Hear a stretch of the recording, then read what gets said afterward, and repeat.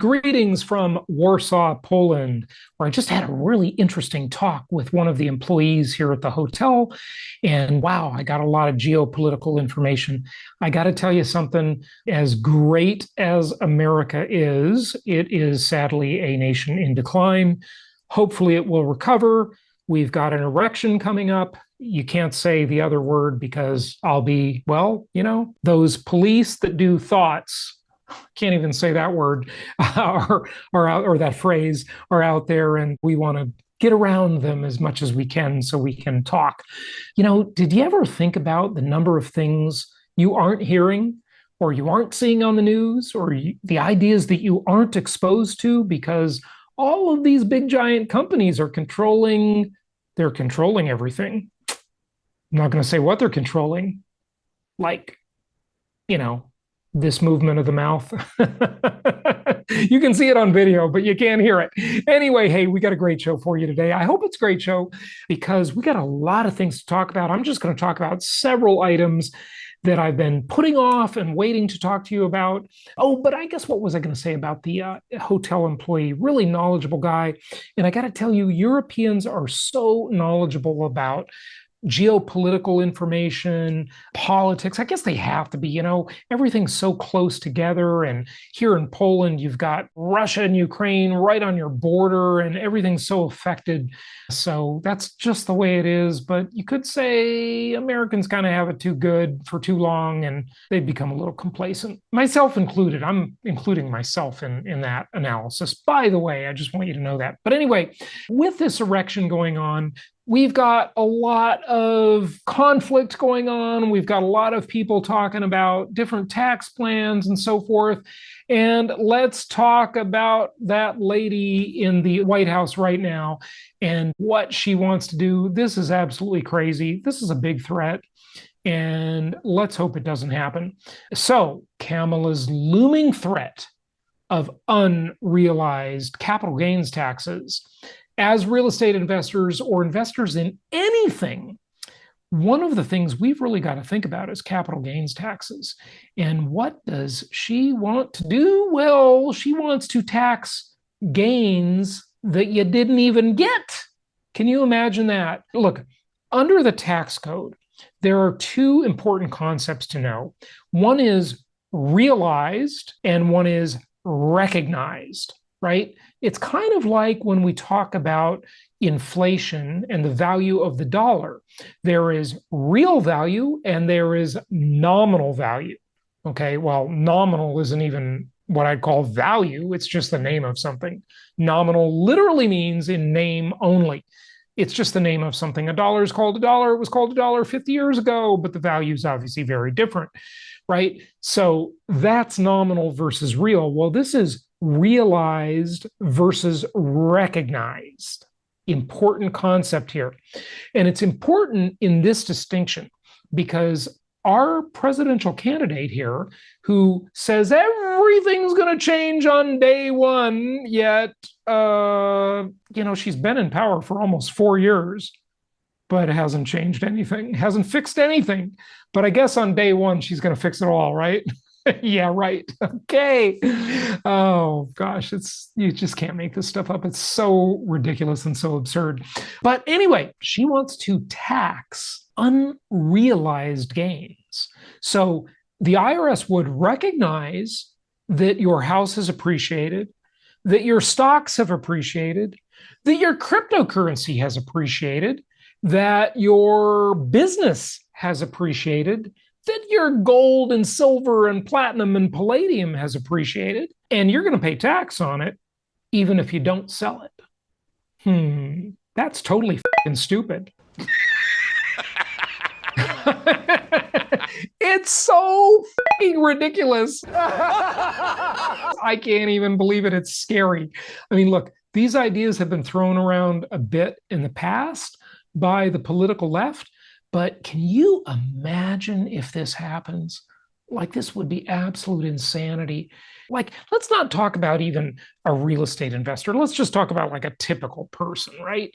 Say this typical Joe Sixpack owns a house.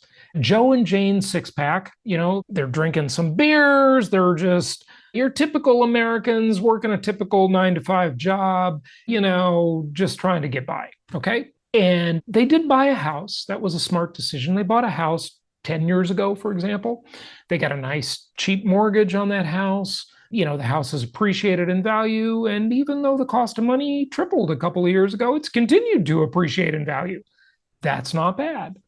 And they wanted to buy this house 10 years ago, Joe and Jane Sixpack, because, hey, it's the American dream. And they wanted to get in on it. And they thought it was a good deal to get in on it. But now, every year, they're going to file a tax return.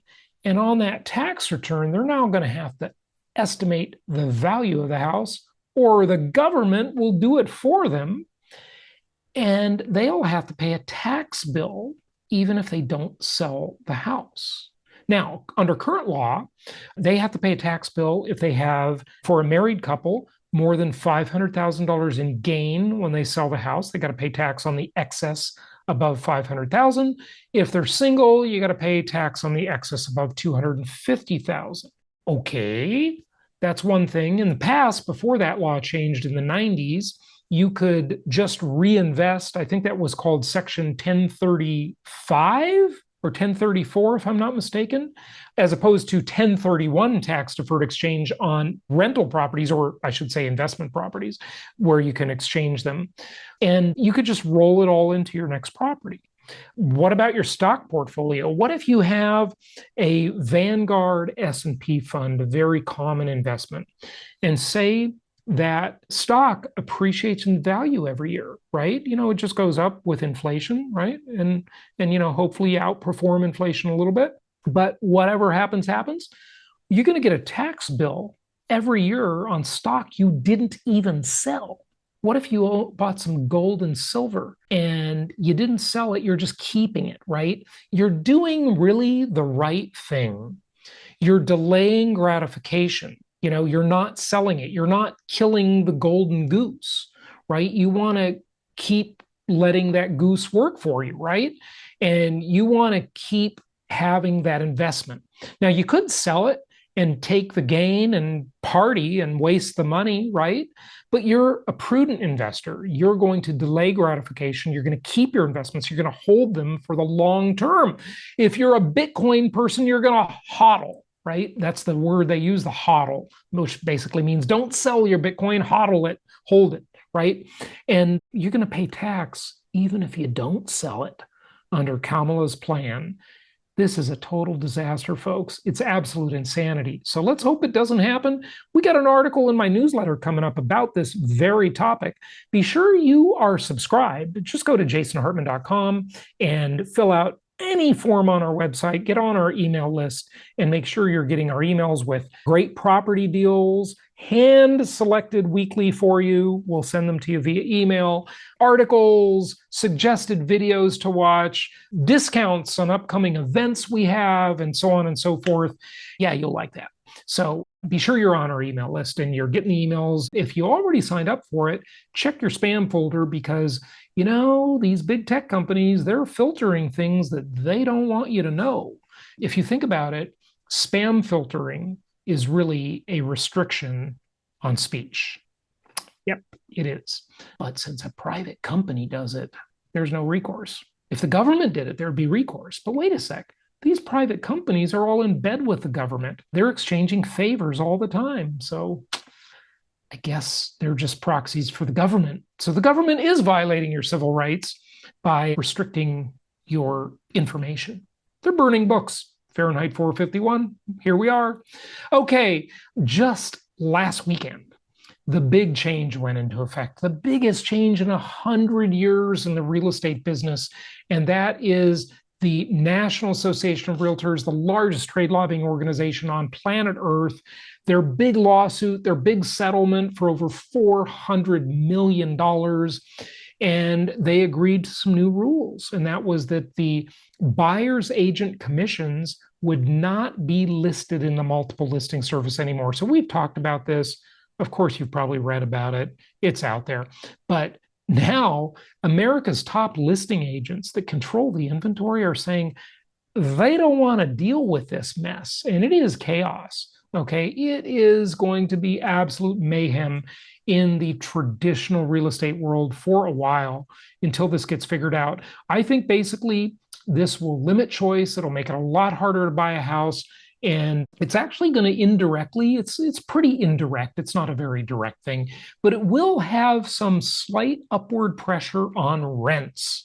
So if you own properties, hey, congratulations, because you're going to see your rents go up. I don't think there's going to be any like giant surge because of this, but if people don't move out of the renter pool to be in the buyer homeowner pool, then that's naturally going to push rents up. So we'll monitor this. It's a new change. It just happened. So this article that I'm showing you, if you're watching on video, talks about three of the most prolific listing agents in America. They collectively sold over 10,000 homes last year alone. Okay. They don't want to deal with this. They just want the listing agents. They want to sell their own listings now. They want to sell their own inventory that they're creating, the properties they're listing, and they don't want to share them with other people. So this is going to be a big change. And think about it, 10,000 homes, right? Out of maybe less than 4 million sales every year. And if you get enough agents that feel this way, that are listing agents that are controlling the inventory, this is going to have an impact on the market, folks. No question about it. But it's TETT. It's too early to tell. Okay, so we'll continue to monitor this. Let's keep talking about it. But if you're watching on video, comment below on YouTube. I'd love to know your questions and your comments on all this stuff. I always love to read your comments and questions. I mean, unless they're idiotic. Well, even those I like reading. And thank you for making idiotic comments if you're one of those people, because you're just helping make my videos more popular. The algorithm loves those idiotic comments. So go ahead, keep making the comments. We're hacking the system. You're helping me hack the system. All right. The Commandment number 3 story continues to unfold. This big scandal with Marco Santorelli and Norada Real Estate. Here's another review. These reviews continue to come out, and these are podcast reviews. You can find them on Apple Podcasts and read them yourself. There's a whole bunch of them, but we're just seeing more and more of these. So this one says defaulted on notes. Anyone listening to this podcast, be very careful. He's defaulted on notes, and investors are not happy. No communication from him or his team, and he's trying to quickly delete all the negative reviews. And by the way, I've accused this guy of putting up false positive reviews. It was pretty obvious that a lot of these reviews were false. I know that Apple took a lot of them down, but still a whole bunch of them remain, if you ask me. That's just my opinion. You won't find a positive review in the last few months. Do not invest with him. I wish I hadn't. Check Reddit and be warned. I did check Reddit. And again, this all boils down to Commandment number 3, thou shalt maintain control. Do not invest in these pooled money assets unless you are really, really sure. You got to be careful. Number 1 problem, you might be investing with a crook. Number 2 problem, you might be investing with an idiot. Number 3 problem, they're going to take a huge management fee off the top for managing the deal. Here's another one. This one says, do not trust his company, please. Please, please do not buy turnkey properties from Norada Real Estate. I purchased 2 properties when I first started back in 2020. I was a beginner and I didn't know better. Had I known better and have listened to other trusted podcaster about real estate investing, I would have never worked with Norada. Just a quick summary of my experience after I purchased 2 turnkey rentals, the providers, yada, yada, goes into all the problems with the providers. This person claims that Marco Santorelli does not vet the providers very well. And I can personally say that I actually had experience with this. How and why? Well, we had done a little business with them in the past, and Marco Santorelli had actually referred a turnkey provider to me. And we worked with this turnkey provider, and he turned out to be a complete weasel. And we are actually suing him. And some of you know who he is. His name starts with Z. Yeah, Zach Henderson. He turned out to be a real piece of work, and we're suing that guy now. He owes us a lot of money. Anyway, we'll see how that goes. I'll let you know. These things take a very long time to work out. Now, this reviewer actually mentioned us in the review and says, Marco and his team do not properly vet these providers. Since then, I've worked with the Jason Hartman Network, and had a good experience, he talks about. So I wish I knew who this was, by the way. If you're listening, because you're using a handle here on this review, I don't know who you are. I asked our investment counselors who you were, but please come forward and let us know who you are. I'm kind of interested in hearing more about your experience here. And I'm sorry you had a bad experience with a competitor of ours, but that's the way it goes. Here's another one. Commandment number 3, folks. Stop stealing investor money. Yes, Marco, don't promote your investment opportunities and lie about its performance to investors. You've lost hundreds of investors' money. To the listener, you're listening to a scam artist or Bernie Madoff type. Marco isn't to be trusted. He'll steal what he can from you. So look, folks, work with people you trust.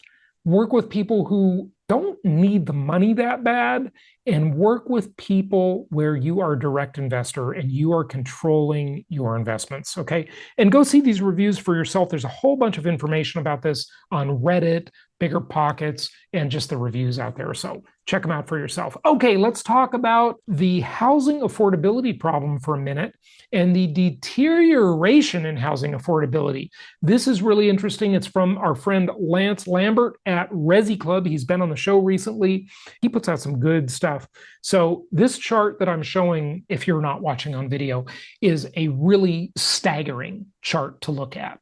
The title of it is "The U.S. Just Witnessed the Fastest Ever Deterioration in U.S. Housing Affordability. Federal Reserve Bank of Atlanta's National Homeownership Affordability Monitor Index through May of 2024. Okay. And what it has is it has a baseline of 100. Okay. And then you see housing affordability go up and down. And it goes back to 2006 and shows you that the market in 2006 was very unaffordable. Okay. It was affordable before that, by the way. And then prices went up and the liar's loans were made. And we all know this led to the global financial crisis, the GFC, and the mortgage meltdown, and so on and so forth. Then housing affordability got very, very good around 2012.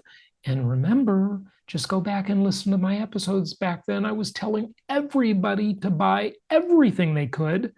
They obviously would have done great had they listened to my advice. And you know, thousands of you did listen to my advice. Congratulations. You had all the same negative news back then. You had all the doom and gloomers back then telling you not to buy. Fortunately, you didn't listen to them and you did buy and you made a lot of money. And remember, the housing affordability issue is not the entire issue. What I've always said is that income property is a multi-dimensional asset class. If you have fallen for, and I hope you haven't. If you're listening to the show, you probably haven't fallen for it. But the doomers out there that just talk about housing prices, listen carefully, please, to what I'm about to say. If anyone out there thinks that the real estate investing game is just about home prices, they have a very shallow understanding of real estate investing, because that is only one of many dimensions. Remember, the beautiful thing about income property is there are a lot of different ways we can make our money, right? We don't have to see prices go up. A lot of people can have flat prices or prices literally going down, and you can still make money and make a nice return on your investment. So again, this myopic focus on prices, it's just a distraction. Good investors, they don't agonize over that. They buy right, and they know how to structure their portfolio, and they know how to manage their emotions, not to get roped in by these doomers out there who are making them miss opportunities over and over again. All right. So be careful who you listen to. All right. And then here the chart goes on and, kind of goes up and down, housing affordability. These aren't prices. This is affordability. This is affordability, which do not mirror prices. Okay. In fact, the higher the price goes, usually, unless interest rates or incomes change dramatically, the lower affordability, right? And so you see here that during the COVID era, as prices rose and then as interest rates skyrocketed right at the end of the COVID era, we saw housing affordability just plummet. Boom. It just tanked. It just tanked. It was over. Done. Baked. Housing affordability was over. And then, it bumped around a little bit. It went up a little bit, down, but it's basically very low, right? It's the lowest it's been in 4 decades. Well, amazingly, cost of money triples and prices keep going up. Everybody thought that wouldn't happen. I told you it would happen because it wasn't all about affordability. Affordability is one of several factors. Okay, it's not just about affordability, it's about supply and the mortgage lock-in effect, which we've had as a very significant thing, obviously. Okay, so this guy we talked about before, right? He is an institutional investor with AMH, okay? And they have a portfolio of almost 60,000 wholly owned single-family rentals. 60,000. Of those rental homes, 10,000 of them were built by their own build to rent operation. Okay, so they got into the building business, basically going into the supply chain to not just buy resale homes or buy homes from other developers. They got into that business, right, to build their own stuff, right? And they've got 10,000 build to rent homes in the development pipeline right now, ranging from raw lots to already under construction properties. So look at this quote: America is woefully underbuilt for housing. America needs more housing, unquote. Landry at AMH tells Resi Club. Okay, quote, certainly need more housing for millennial generation. They're in the household formation years. It's a strong tailwind, unquote. You've heard these millennials complaining quite a bit. Remember, I've talked to you many times about the 6-year lag and how the 30-year-old baby boomer parent versus the 30-year-old millennial baby boomer are in different places, but they're making a false comparison. You take a 36-year-old millennial and they're doing great, just like they think their 30-year-old baby boomer parents were doing, right? That's the same age. 36 is the new 30. Or, however you want to look at that, right? But the other thing that very few people are talking about, and we've talked about a little bit on this show, but it is the issue that they are on the verge of the biggest wealth transfer in human history. It's so big. It's $80 plus trillion, 80 plus trillion with a T dollars, about to be inherited by millennials and Gen Zers as their baby boomer parents pass on, and they go to heaven and they leave over 80 trillion. That's not billion, that's trillion dollars to their children. Wow. And the millennials think they've been left out and they can't afford anything and they think it's not fair. Well, just hang on a little bit because mom and pop are going to pass away and you're going to inherit a whole lot of money. The biggest wealth transfer in human history is going to millennials and Gen Zers, and it's coming pretty quick. It's all going to happen in about the next 15 years. 15 years. So let me see. That would take us out to 2038.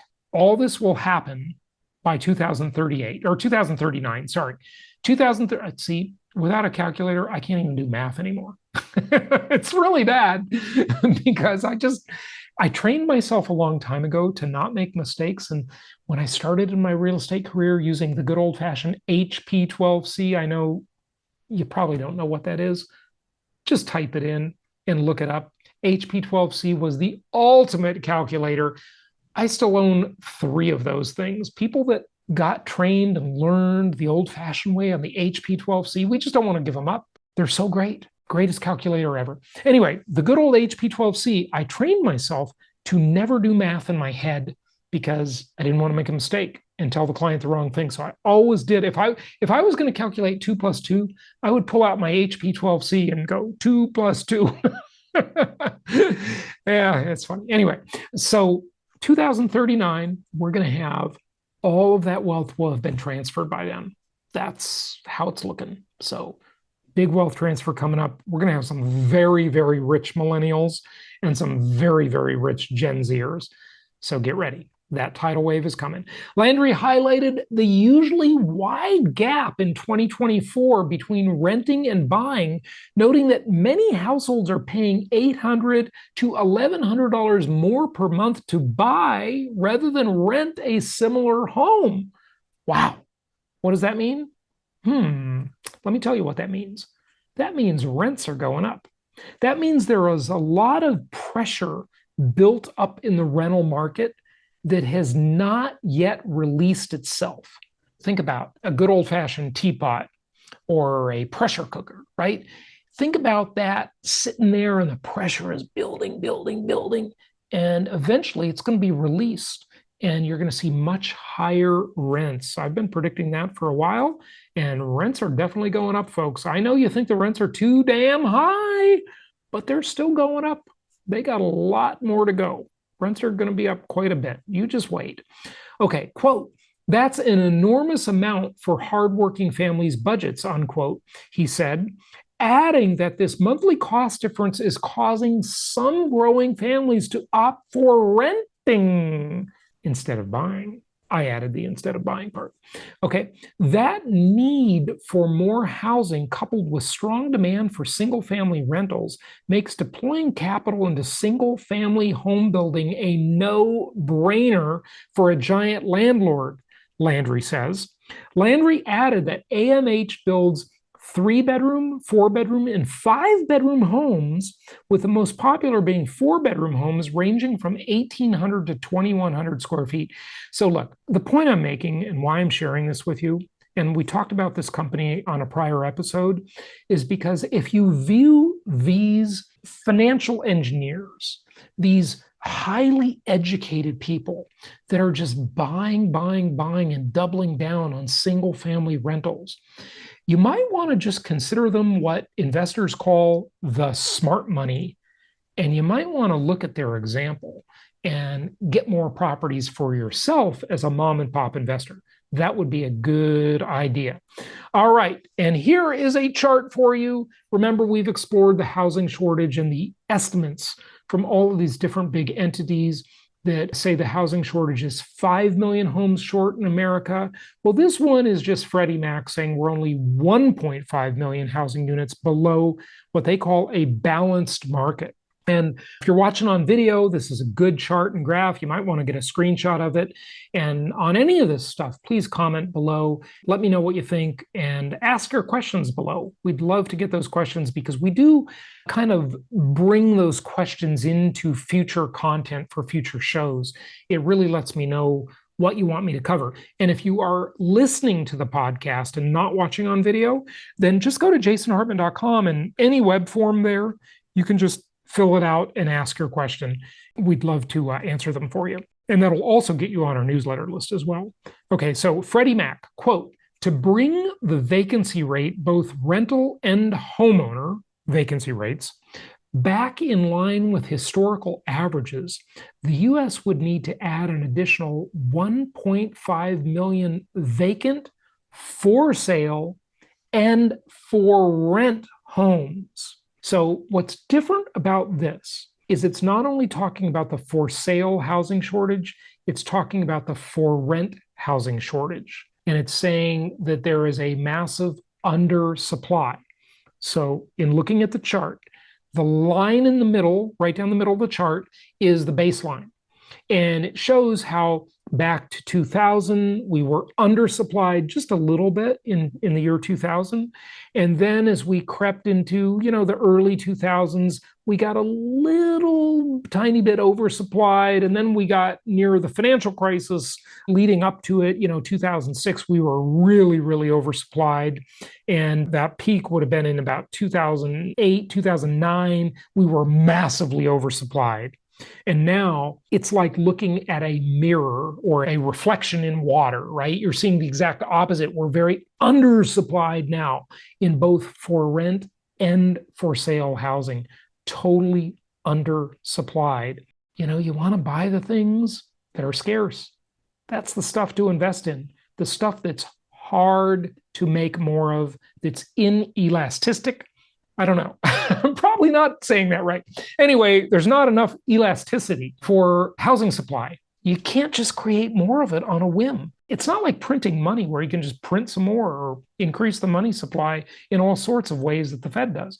It's very hard to create new supply. And that's the kind of stuff you want to own. You want to own as much of that stuff that's hard to create as possible. So that's the moral of the story and why you should be an empowered investor. All right. Thanks for listening. Happy investing. Be an empowered investor. Take advantage of all of our great content. Get on our mailing list. Join our Empowered Investor Pro group. You can just go through jasonhartman.com or empoweredinvestor.com and check all of this stuff out. Also, we'll have another masterclass that's going to be really interesting. And I think it's going to be on a totally new topic for this upcoming next month masterclass.